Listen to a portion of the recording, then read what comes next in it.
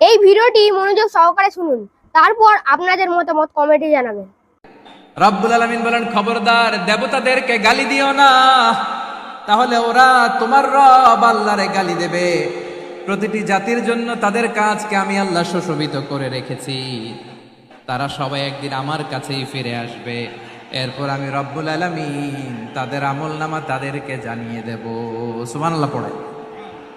প্রিয় ভাইয়েরা, আল্লাহ তাআলা বলেছেন খবরদার গালি দিও না। আদেশটা কার? আওয়াজ করে বলেন তো। হিন্দুদের দেবতা দেবদেবীদেরকে গালি দেওয়া যাবে না। আওয়াজ করে বলুন প্রিয় ভাইরা, এই আদেশটা কার?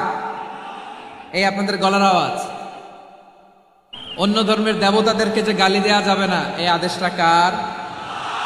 আরো জোরে বলুন, কার? গালি দিবেন কোন দেবতাকে?